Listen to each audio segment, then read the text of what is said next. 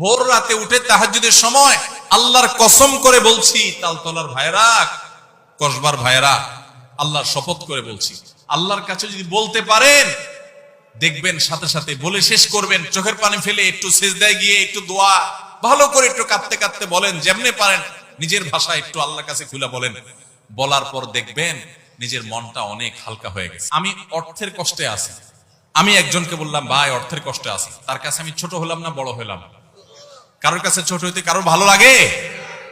কিন্তু আপনি যদি জায়গা মতো বলেন, মালিকের কাছে চোখের পানি ফেলে বলেন, আল্লাহ আমি অনেক কষ্টে আছি মালিক, আপনি জানেন সবকিছু, আল্লাহ আপনি আমার প্রতি রহম করেন, আল্লাহ আপনি আমাকে ভিক্ষা দান করেন, আল্লাহ আপনি আমাকে অনুগ্রহ করেন।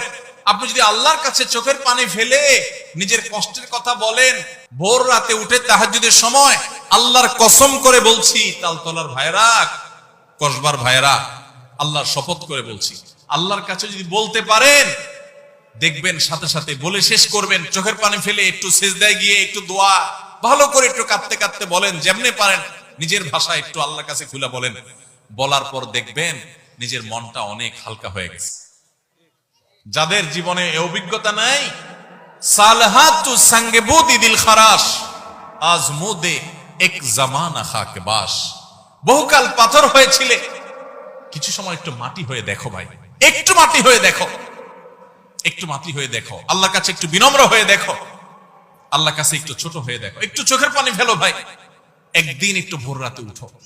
ও যুবক ভাই আমার, তাহাজ্জুদ পড়ে একটু দুহাত তুলে আধা ঘন্টা ধরে একটু কাঁদো আল্লাহর কাছে, আল্লাহ আমার চাকরি হচ্ছে না, দাঁড়ে দাঁড়ে ঘুরছি, আল্লাহ হচ্ছে না, তোমার কাছে অসম্ভব বলতে কিচ্ছু নেই, তুমি যদি জীবনের শেষ মুহূর্ত পর্যন্ত চাকরি না দাও, তোমার ব্যাপারে আমার কোনো অভিযোগ নাই মালিক, কিন্তু আমি তোমার কাছে রহমত চাই, দয়া চাই, অনুগ্রহ চাই।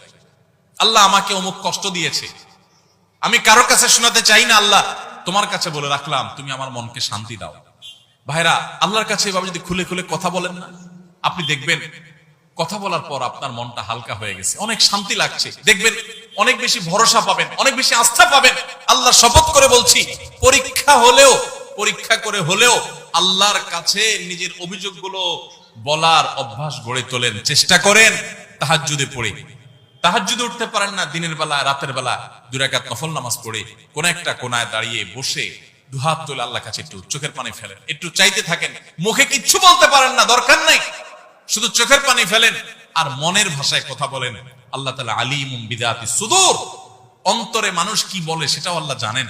শুধু চোখের পানি ফেলে আল্লাহর কাছে অভিযোগগুলো বলেন, ইনশাআল্লাহ